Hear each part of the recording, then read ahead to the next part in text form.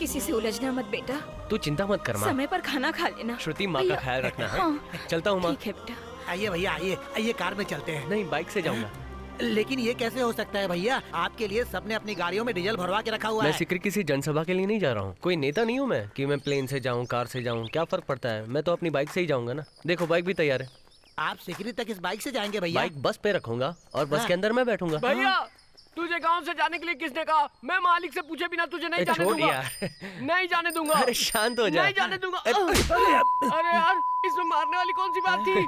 तो कोई बात प्यार से समझता है क्या, इसलिए मारा। क्यों गणेश, जो तूफान शांति से जा रहा था उसे रोक कर तूने मुसीबत मोल ले ली ना? कहा तुमने? ओ, लगता है तुम्हारे इस एरिया का सब सिग्नल कट हो गया है। तुम नाराज हो उसे यहाँ से भेज दिया? हमारा एक ही बेटा है, उसे भी हमसे दूर कर दिया। ऐसा क्यों किया? देखो, मैं रोज पंचायत करता हूँ, उसमें बहुत से लोग चुपचाप चले जाते हैं, लेकिन कुछ लोगों को मेरे से दुश्मनी हो जाती है। मुझसे बदला लेने के लिए वो लोग मेरे बेटे को कुछ न कर दे।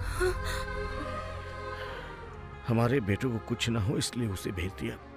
अगर उसको कुछ हो गया तो हम सह नहीं पाएंगे।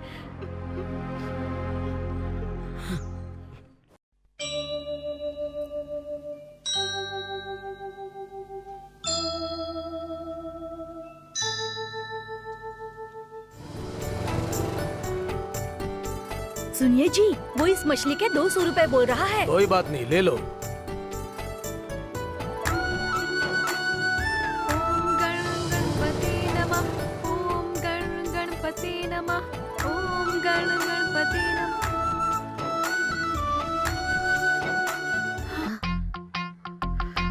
हे भगवान, कहीं ये मेरे ऊपर ना गिर जाए। हाँ?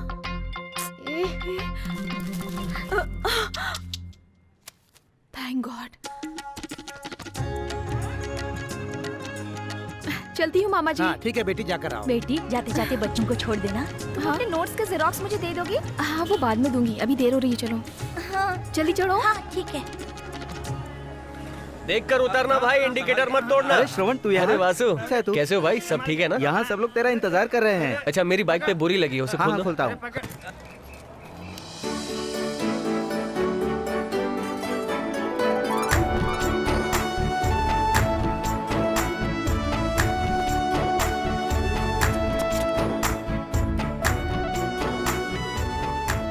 सुनिए, आप राधिका है ना? हाँ? मैं श्रवण। याद है बचपन में अशोक विद्यालय में साथ में पढ़ते थे? तुम 5वीं में, मैं 8वीं में, याद है? माफ कीजिए, मुझे कुछ याद नहीं आ रहा। तुम्हें याद क्यों नहीं आ रहा है? झूठ मत बोलो, तुम राधिका हो ना? ए, मैं क्यों झूठ बोलूंगी? मैं कोई राधिका वादिका नहीं हूँ।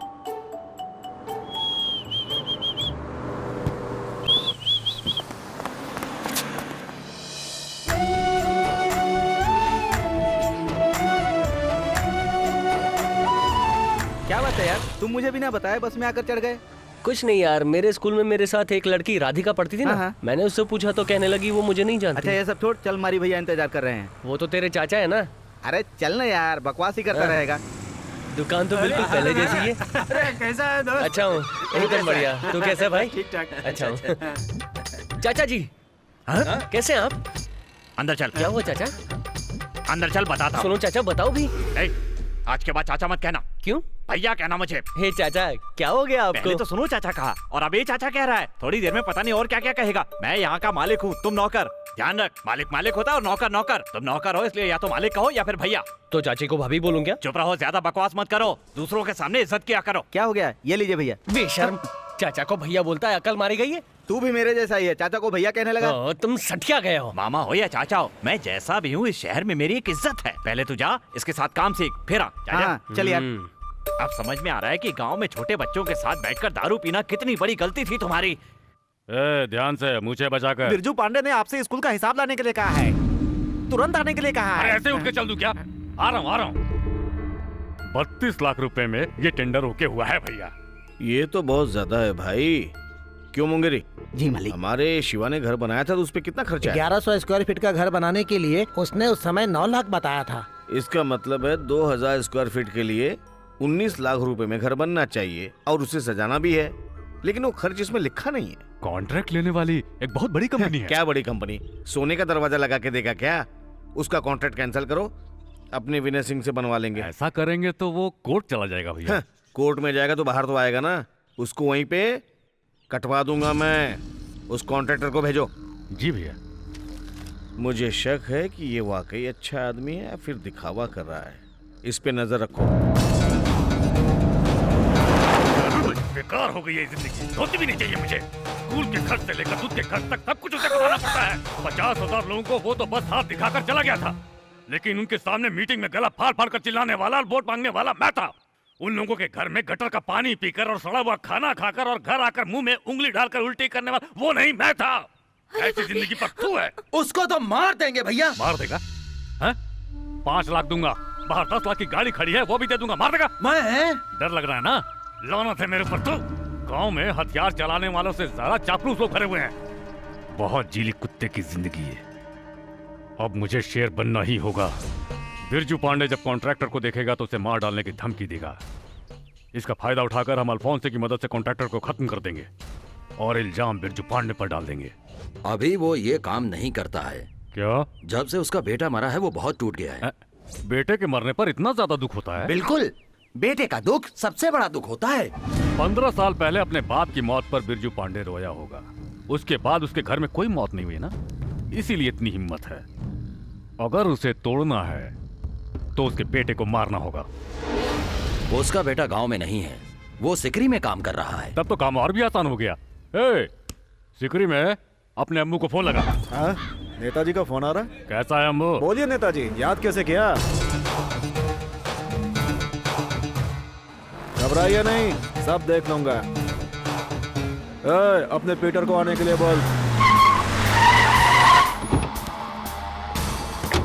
लड़के का नाम श्रवण है, आर के रियल एस्टेट में काम करता है। तुम्हारी और उसकी पुरानी दुश्मनी थी, इसलिए तूने उसे मारा। ऐसा रिकॉर्ड में आना चाहिए। ये मर्डर प्लान किया हुआ नहीं लगना चाहिए। समय की कोई पाबंदी नहीं, आराम से काम कर अपने तरीके से। ठीक है भाई। ये पैसों के लिए नहीं, इज्जत के लिए कर रहे हैं। कोई चूक नहीं क्या है। कहा बिना पैसे के? कौन है ये? MLA राजकिशोर, यहाँ सबसे ज्यादा वोटों से जीता है, कभी भी मंत्री बन सकता है। ठीक है भाई। अरे सुनो, श्रवण को ले जाकर समयपुर का पूरा लेआउट दिखा दो। जी भैया। कुमार, एयरपोर्ट के पास 4 प्लाट सेल के लिए हैं, उसे देखने के लिए मलेशिया से लोग आ रहे हैं। आसपास के लोगों को मत मिलने देना, काम खराब कर देंगे। एयरपोर्ट के पास प्लॉट खरीदा है? सिकरी एयरपोर्ट को बड़ा करने के लिए आसपास की जमीन गवर्नमेंट लेने वाली है। अरे क्या बात करता है, ऐसा कुछ नहीं होने वाला है। हमने स्टे ऑर्डर ले रखा है।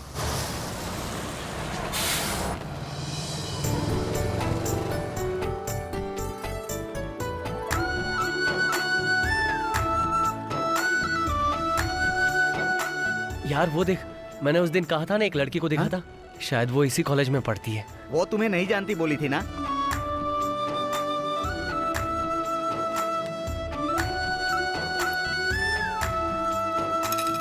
भीख भी बिल्कुल वैसे ही दे रही है।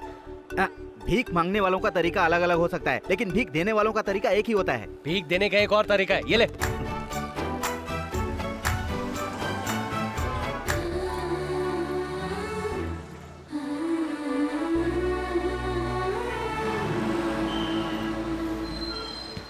अरे भैया तू भी आ गया? जब से तू गांव छोड़कर आया है, गांव सूना सूना हो गया है। न भूख लगती है न प्यास लगती है, इसलिए सोचा कि तुम्हारे साथ यही रहूं, इसलिए नहा धोकर आ गया। सुना यहाँ एक बेल कंपनी है, सोचा साइकिलों के लिए 10 बेल खरीद लूं। उसी बहाने मुझसे मिलने आ और गया। नहीं तो क्या। भैया, वो साइकिल वाला गणेश वहाँ आया है क्या? हाँ श्रुति। उसने कहा होगा कि वो तुम्हें देखे बगैर नहीं रह सकता। हाँ हाँ। वो तुम्हारी जासूसी करने आया है। क्या? दरअसल पिताजी ने तुम पर नजर रखने के लिए उसे भेजा है वहाँ पर। ठीक है, तुम फोन रखो, मैं देख लूंगा। अच्छा, मैंने सुना है वो सही है क्या? यहाँ हमारे जीजा जी का रियल एस्टेट का बिजनेस है। Real estate? Real estate. Real. ईरल। अच्छा बता, मारने वाले को छोड़ सकते हैं लेकिन जासूसी करने वाले को छोड़ना चाहिए। दुश्मन को माफ कर सकते हैं, लेकिन धोखेबाज को कभी नहीं। मारो मेरे बाप की बात मानकर यहाँ तक आया, ठीक है, लेकिन तुझे यहाँ आते ही मुझे बताना चाहिए था कि तू यहाँ किस लिए आया है। तुझे पता नहीं कि यहाँ बेल बनाने वाली कंपनी है? साइकिल की घंटी लेने यहाँ तक चला आया? यहाँ पे जासूसी करना है और मुझसे झूठ बोलता है। झूठ बोलता है। बेल खरीदने आया है, तेरी बेल बजा दूंगा। अरे जीजा जी कैसे हैं आप? तू भी आ गया? सारे के सारे बेकार लोगों को मुझे ही खाना डालना पड़ता है। कल से 1 किलो ज्यादा चारा मंगवाना। ठीक है भैया। तूने उसे अभी भैया कहा, लेकिन रिश्ते में तो वो तेरा चाचा है ना? तू जानता नहीं यहाँ सब उल्टा ही हो रहा है। हाँ। चाचा को मामा कहते हैं, जीजा को साला कहते हैं, चाची को भाभी कहते हैं और दादा को क्या कहते हैं? अरे चुप करो, क्या बकवास कर रहे हो, समझ में नहीं आ रहा।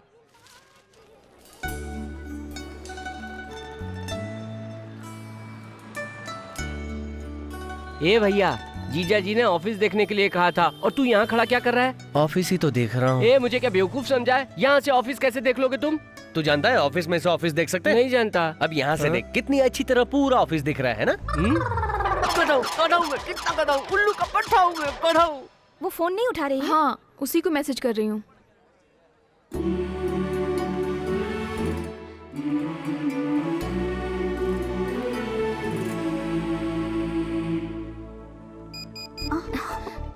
ये राधिका, उधर मत देखना, वो कल वाला लड़का तुम्हें ही देख रहा है। लेकिन तुमने उसे पहचानने से इनकार क्यों करती है? बचपन में उसने गणित के मास्टर को पत्थर से मारा था। गुंडा है वो। अगर उसे पता चल गया कि मैं ही राधिका हूँ तो पीछे ही पड़ जाएगा। हाय राधिका। तुम फिर से आ गए? मैंने कहा ना मैं राधिका नहीं हूँ। तुम ही राधिका हो। अगर तुम मंदिर को मस्जिद कहोगे तो सब लोग क्या सोचेंगे? मंदिर को मस्जिद नहीं कहूँगा, मंदिर को मंदिर ही कहूँगा। ए, मजाक बंद करो। बोलो क्या काम है? तुम्हारे गांव में शिवगंगा के पास बरगद का पेड़ है ना? ऐसा मत कहो, इसका मतलब तुम जानते हो? नहीं, मैं वो नहीं जानता, पर हाँ ये जानता हूँ कि ये राधिका है। हेलो, मेरा नाम दीपिका है और मैं झारखंड से हूँ। अब मजाक मत करो, तुम भी क्या हीरोइन का नाम लेने लगी? तो मैं भी हीरो हूँ, मैं शाहरुख, सलमान, आमिर, सैफ, सब कुछ मैं ही हूँ। और तुम हीरोइन बन जाओ ना, दीपिका, प्रियंका, करीना, कटरीना, बॉलीवुड में चली जाओ। बचपन में भी ऐसी ही छोटी बिंदी लगाती थी और आज भी बिल्कुल वैसी ही बिंदी लगाती हो। ए, बिंदी 2 ही तरह की होला, या ता लंबी या ता गोल। ई में से एक ही लगा सकत हई। और तू अपनी बकवास बंद करा, हम तोरा से कौनो बात करे के ना चाहिए। अरे वाह, बहुत अच्छी भोजपुरी बोल लेती हो। वो तो मैं जल्दी आना, बस जाने वाली है।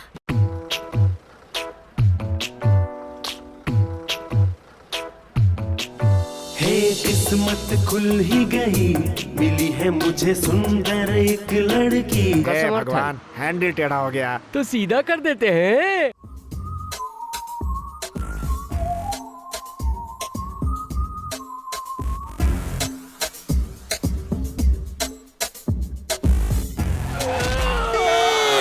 अरे यार, जैसे कुत्ते बिजली का खंभा देखकर पैर उठाते हैं, वैसे ही हैंडल टेढ़ा देखकर तू क्यों टांग अड़ाता है? Private clinic. डॉक्टर के पास ना? हाँ चल। आइए। लेडी डॉक्टर के पास क्यों ले आए तुम लोग? आपको क्या तकलीफ है? इन्हें चोट लग गई है। आपको चोट कहाँ लगी है? आज से पहले साइकिल वाला ठोक देता था तो ट्यूब पंचर होती थी, लेकिन आज कार वाले का बैलेंस बिगड़ गया और उसने ठोक दिया, मेरा टायर बस्ट हो गया है। तब तो आपको पंचर की दुकान पर जाना चाहिए था। अरे डॉक्टर से या वकील से कुछ भी छुपाना नहीं चाहिए, सब खुलकर बोलना चाहिए। खुलकर बोलूंगा तो आप सहन नहीं कर पाएंगी डॉक्टर। कहाँ चोट लगी है?